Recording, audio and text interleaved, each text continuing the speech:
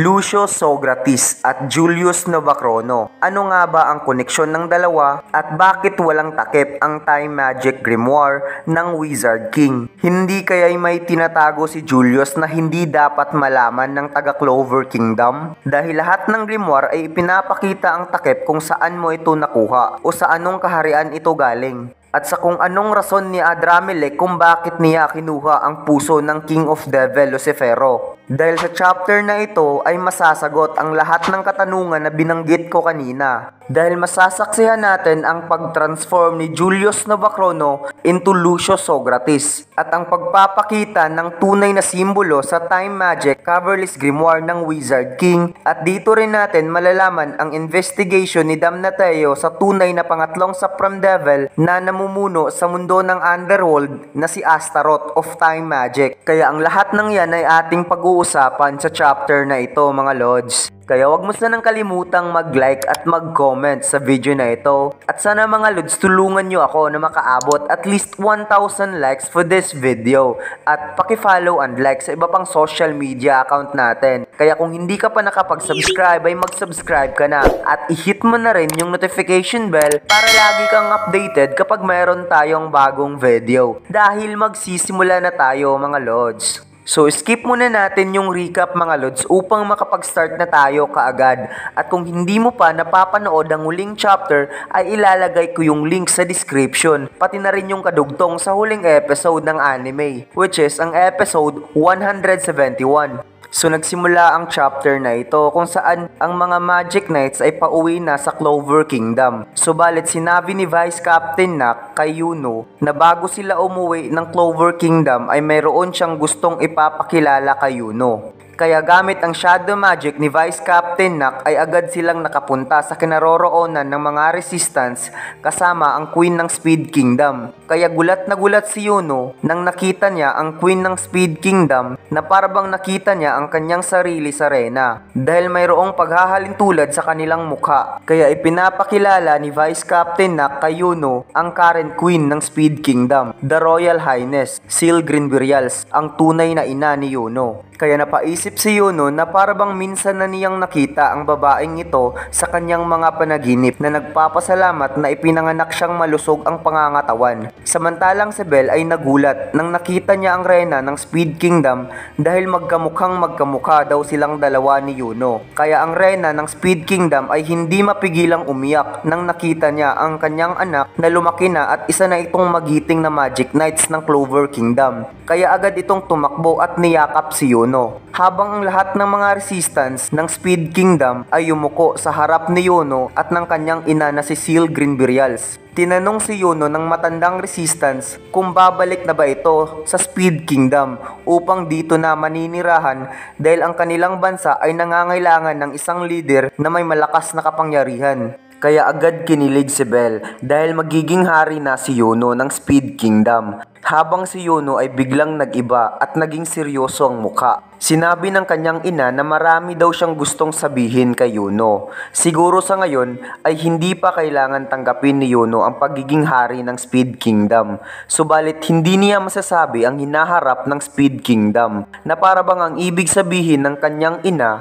na hindi niya alam kung ano ang mangyayari sa future ng Speed Kingdom kaya kailangan nila ng lakas ni Yuno upang protektahan ito. Sinabi ni Yuno na mayroon siyang sinumpaang panata na hindi pa natutupad sa isang mabuting kaibigan, sa isang mapagmahal sa pamilya, ang nag-iisa niyang rival. At syempre walang ibang tinutukoy si Yuno dito, mga Lods, kundi si Asta, ang rival niya sa pagiging Wizard King simula nung bata pa lamang sila. Pagkatapos ay lumipat yung scene kung saan nakaupo si Asta sa gumuguhong malaking orasan ng Speed Kingdom na makikitang masaya itong nakikipagkwentuhan kay Libby. Nagpapasalamat si Asta kay Libby dahil daw sa kanyang memory ay nakita niya ang kanyang ina at hindi daw siya galit sa kanyang ina kahit inabandon na siya. Sapat na daw sa kanya nang nalaman niyang mahal siya ng kanyang ina at ito daw ay nagbibigay sa kanya ng labis na kasiyahan. Kaya sinabi ni Libby na ninakawan na naman siya ni Asta ng linya. Pagkatapos ay nagpapasalamat si Libby kay Asta kasi dahil sa kanya nakapaghiganti siya sa pagkamatay ng kanilang ina. At ngayon siya naman ang may dapat gawin upang matupad ang mga pangarap ni Asta. Pagkatapos ay sabay sinabi ni na Asta at Yuno na siya ang magiging Wizard King. At matagal ko na tong napapansin mga lods, kung ano ang nangyayari kay Yuno, yun din ang nangyayari kay Asta.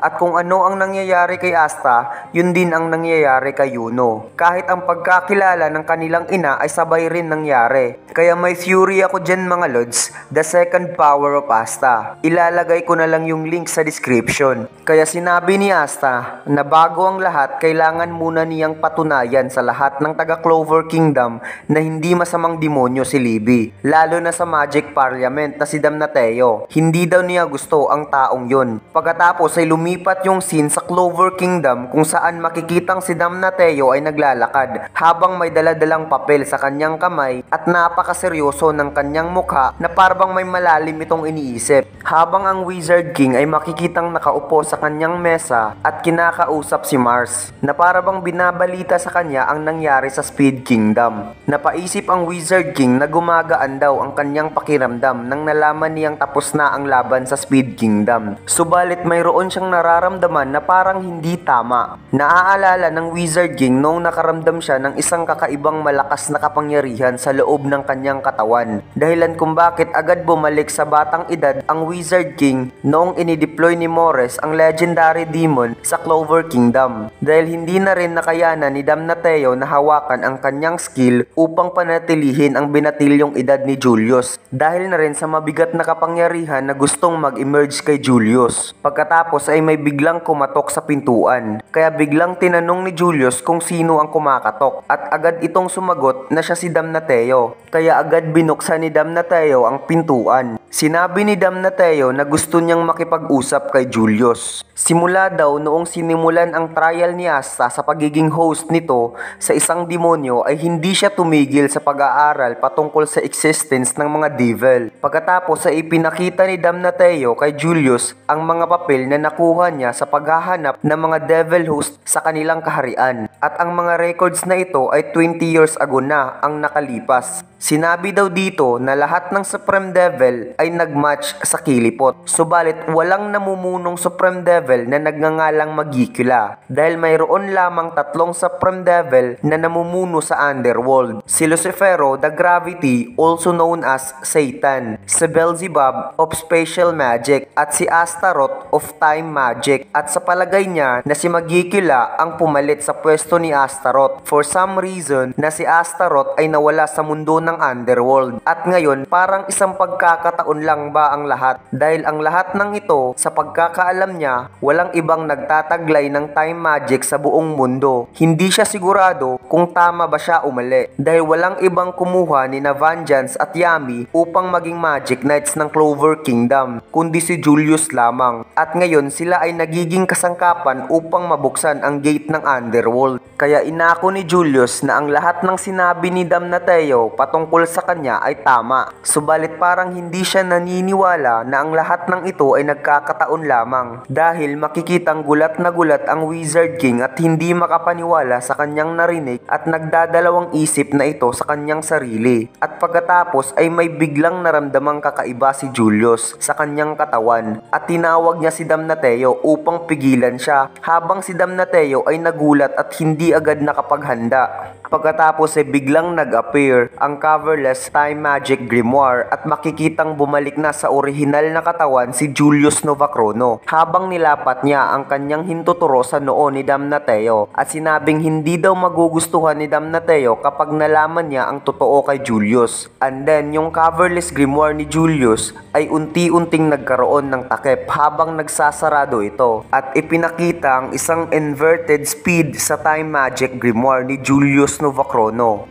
So kaya pala walang takip yung grimoire ni Julius upang hindi malaman ng taga Clover Kingdom na siya ay nanggaling sa Speed Kingdom. Kaya agad niya itong hinawakan at kinuha habang may biglang dumating na demonyo sa bintana at ito ay walang iba kundi si Adramelech. Dala-dala ang puso ni Lucifero at sinabing ginawa na daw niya lahat ng pinag-uutos sa kanya at binanggit ang pangalang Lucius Socrates. So ito na nga mga lods, si Lucius Socrates ay ang pang-apat na Socrates siblings na sina Dante, Zenon at Vanica. At ang tanging sagot lamang ni Lucius kay Adramelech, yes, the time has come. At makikitang magkamukhang magkamukha sina Julius at Lucius mga lods. Ang kaibahan lamang ay mas singkit ang mata ni Lucius at ang simbolo ng time sa noo ni Lucius ay nasa kabila. So all this time mga lods, simula noong pag-recruit ni Julius ni na Captain Yami at Captain Vengeance upang maging Magic Knights ay nakaplano na pala kay Lucius. At ito yung rason kung bakit natalo si Julius sa laban nilang dalawa ni Patre. Dahil ayaw niya itong patayin dahil kailangan niya ang katawan ni Captain Vengeance upang mabuksan ang gate ng Underworld. At ito pala ang huli talagang chapter ng season na ito. Ang final arc ay magsisimula sa chapter 332. At dito lang magtatapos ang ating kwento sa chapter na ito mga lods.